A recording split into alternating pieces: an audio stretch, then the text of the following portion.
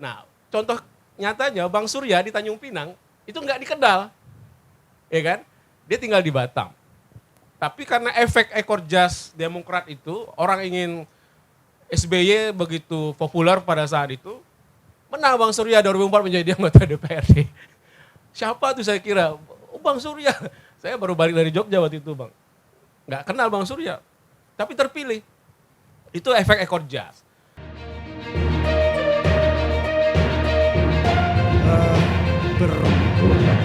Sebenarnya kita itu punya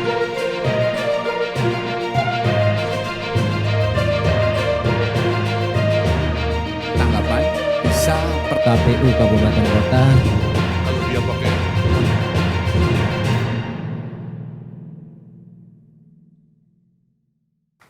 Saya ke Bang Robi dulu.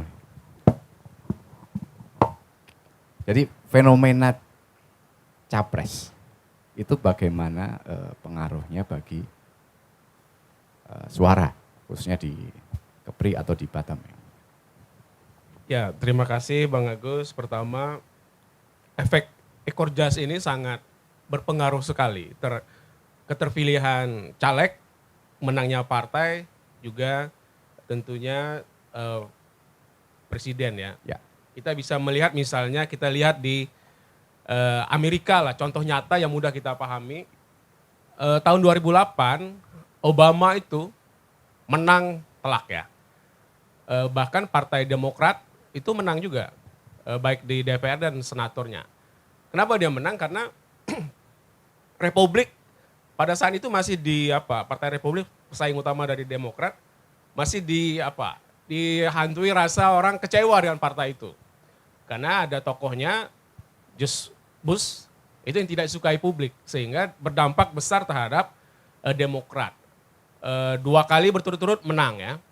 Kemudian Demokrat dikalahkan sama namanya Trump ketika mereka mengusung Hillary Clinton. Nah, di Indonesia kita bisa melihat Megawati dikalahkan oleh SBY. Ya. Nah, Demokrat partai baru tiba-tiba melesat jauh meninggalkan PDI. Nah, contoh nyatanya Bang Surya di Tanjung Pinang itu nggak dikenal, ya kan? Dia tinggal di Batam.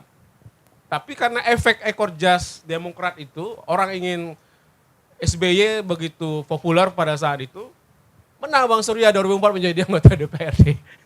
Siapa tuh saya kira? Oh, Bang Surya. Saya baru balik dari Jogja waktu itu Bang. Nggak kenal Bang Surya. Tapi terpilih. Itu efek ekor jas. Nah, jadi para caleg dan partai ini sangat tergantung sekali dengan ketokohannya. Maka 3 calon presiden itu yang sekarang masih muncul 3 ya. Ya. Mengapa Pak Prabowo itu selalu nyalon? Dia membawa partai Gerindranya. Sehingga Gerindra selalu berada 3 besar. Itu menarik. Nah, ketika Pak Jokowi terpilih 2 kali menjadi presiden, nah PDI juga ngangkat.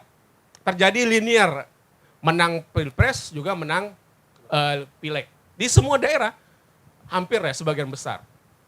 Nah, yang baru ini adalah kita mau menguji melihat apakah ekor jas akan berdampak kepada Anies Baswedan dan partai pendukungnya. Kalau untuk Nasdem saya kira akan terdampak. Nah, Muhaimin yang menjadi wakilnya Anies dengan membawa PKB, PKB juga akan terdampak. Yang belum ini kita mungkin PKS. Ada namanya istilahnya disputed cocktail effect itu.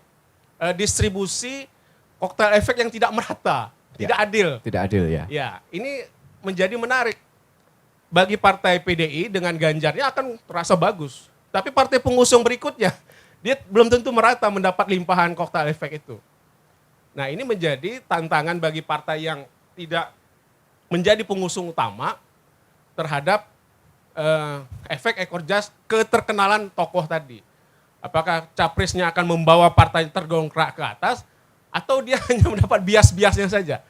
Nah, ini saya kira di daerah caleg-calegnya harus mungkin sering memasang baliho yang menampilkan capresnya. Sehingga dia akan terbawa untuk mendapatkan luapan suara, orang memilih si A juga akan milih si caleg yang di daerah. Saya kira itu. Jika tidak disiasati dengan baik, maka caleg di daerah tidak terdongkrak mengikuti kemenangan dari capresnya.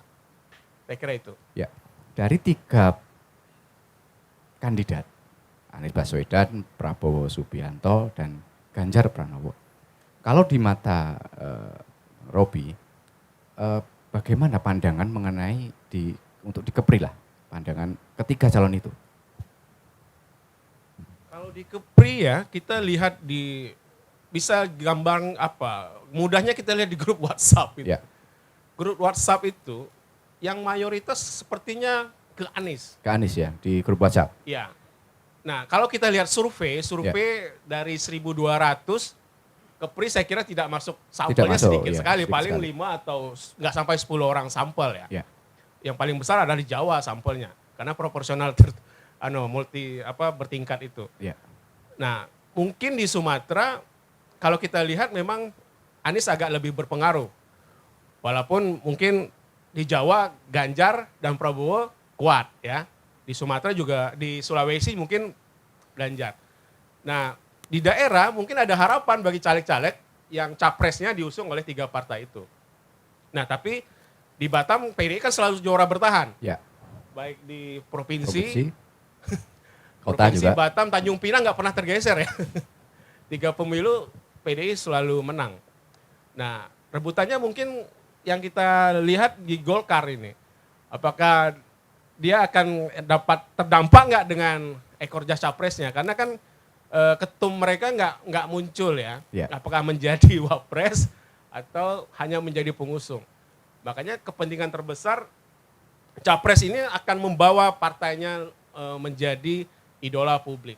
Dan contoh nyatanya Pak Prabowo, Gerindra menjadi 3 besar di pusat, kemudian di daerah juga menjadi banyak menjadi pimpinan di DPRD. Saya kira itu. Baik.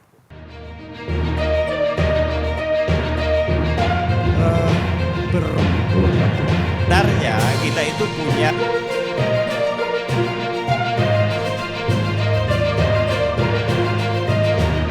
Tanggapan bisa per KPU Kabupaten Kota Kalau dia pakai